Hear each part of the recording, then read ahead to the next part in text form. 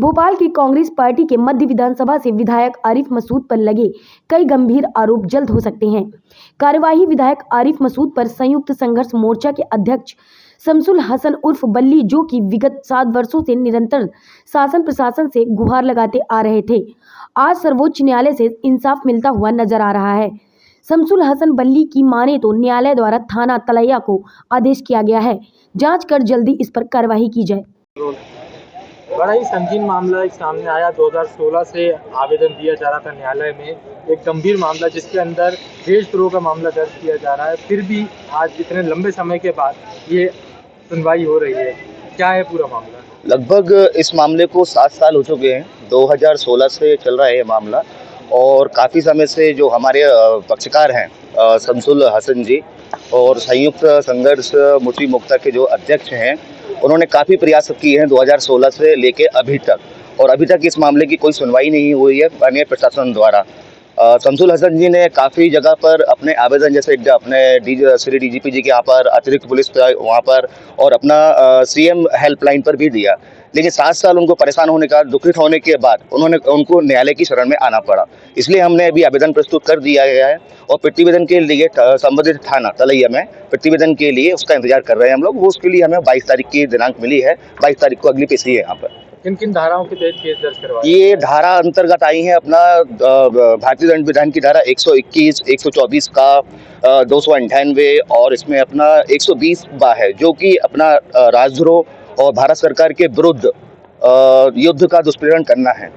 कहीं ना कहीं भारत के सबसे सर्वोच्च जो पद होता है, उस गरिमामय पद को अपशब्दों का प्रयोग किया गया है, उसके विरुद्ध ये कार्रवाई दर्ज की गई है। अगर ऐसे केस में भी इतना लंबा समय सरकार द्वारा या सरकार के लोगों द्वारा लिया जाता है, तो आम नागरिक की हम क्या अपेक्षा करें? अब देखिए, न्यायालय के समक्ष ये केस अभी आया है, ठीक है। अब जैसे आपने आम नागरिक की बात करी है, तो आम नागरिक के लिए देखिए न्यायालय की शरण में आना जरूरी है, क्योंकि न्यायालय सबकी सुनता है, ठीक है। उसमें अगर कोई भी आम नागरिक भी अगर न्यायालय की शरण में आता है, जैसे कोई प्रशासन नहीं सुन रहा है, तो जो हमने लगाया है 156(3) भारतीय दंड प्रक्रिया संहिता के तहत आवेदन जो दिया है यहाँ पर, उसके तहत कोई भी आम नागरिक आके अपना आवेदन न्यायालय के समक्ष प्रस्तुत कर सकता है। क्या इसी वजह रही किस व्यक्ति के खिलाफ ये मामला दर्ज करना था जिसमें इतना लंबा समय लग गया? कहीं ना कहीं राजनीतिक जो षड्यंत्र है वो सामने नजर आ रहा है इस वजह। अब इसके संबंध में आपको विस्तार से अपना संयुक्त संघर्ष मुस्लिम मोर्चा के जो अध्यक्ष हैं अपने शमसुल हसन जी आपको विस्तार से बताएंगे। इसके विरुद्ध ये मामला दर्ज हुआ? ये मामला दर्ज हुआ है वर्तमान में जो अपने विधायक आरिफ मसूद जी हैं, उनके विरुद्ध ये मामला दर्ज हुआ है। क्या यही वजह मानते हैं कि सुनवाई कहीं भी नीचे स्तर पर नहीं हुई, तो न्यायालय की शरण? यह बस यही कारण रहा है कि 7 साल तक उनकी सुनवाई नहीं हुई है, इसलिए उनको मानने गए न्यायालय की शरण में आना पड़ा। न्यायालय में एक मामला सामने आया है, काफी 7 वर्षों से लंबित जो प्रशासन की वजह से मामला था, आज न्यायालय की शरण में जाना पड़ा।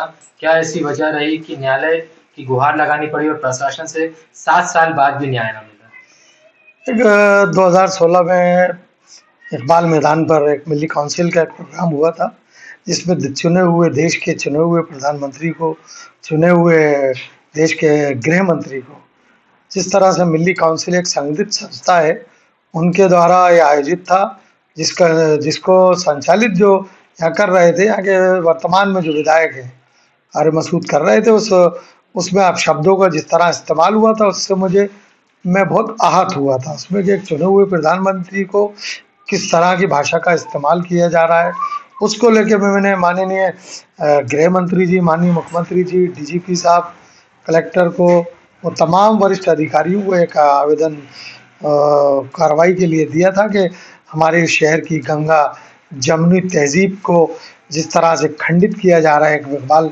मैदान से, वो निसंदेह गलत काम था। इसके लिए विरोध किया था और शिकायत की थी मैंने उसमें। जो बार बार आरोप लगते आ रहे हैं कि कहीं ना कहीं राजनीतिक शरण मिलने की वजह से FIR दर्ज नहीं होती, उनको इंसाफ नहीं मिलता लोगों को। आज ये मामला सामने नजर आ रहा है कि राजनीतिक हवाला देकर आपकी शिकायत को दर्ज नहीं किया गया। नहीं, किसी राजनीतिक व्यक्ति के खिलाफ जब हम कोई आवेदन देते हैं तो उसमें जांच का हवाला दे के बढ़ा दिया जाता है। वो किसी गरीब के खिलाफ अगर कोई आवेदन जाता है तो प्रकरण दर्ज कर लिया जाता है।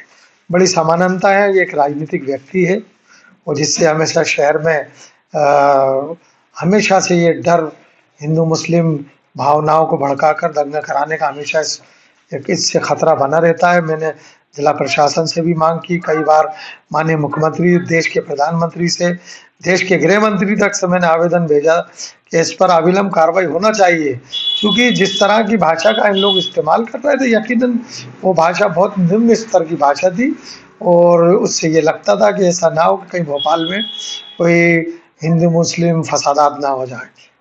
कहीं न कहीं प्रशासन ने इस चीज़ को अनदेखा किया है। काफ़ी गंभीर आरोप पहले से भी उनके ऊपर दर्ज हैं और चुनाव जीतते ही कई काफ़ी आरोप उन पे अभी लगे भी हैं। उसके बाद भी प्रशासन ने अनदेखा करा कि आपको न्यायालय जाना पड़ा। अब ये प्रशासन को क्या डर है, क्यों डरता है प्रशासन, तो ये तो प्रशासन ही बताएगा। लेकिन वर्तमान में जो माननीय मुख्यमंत्री हमारे यहाँ मध्य प्रदेश के मोहन यादव जी हैं, मुझे लगता है कि बहुत एंग्री यंग मैन की तरह काम कर रहे हैं। अगर इस तरह का कोई कृत्य इन विधायक जी का या किसी भी पार्टी के किसी भी नेता का या प्रशासनिक अधिकारी का कोई जिस तरह से रिजल्ट आ रहा है देख रहे हैं हम, अगर कोई हरकत करता तो यकीनन उसके खिलाफ कार्रवाई होगी।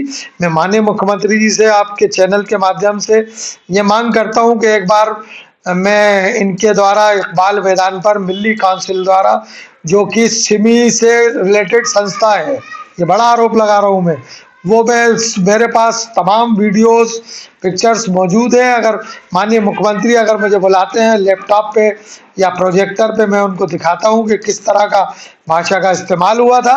यहाँ जिला प्रशासन कान में रुई डालकर बैठा रहा, जबकि जिला प्रशासन पे, पुलिस प्रशासन पे, मध्य प्रदेश शासन पे उस 2016 की सीडी इंटेलिजेंस पे सब पे मौजूद है। कार्रवाई नहीं करना ये एक चिंता का विषय था, इसको मैं लेकर न्यायालय में गया हूँ।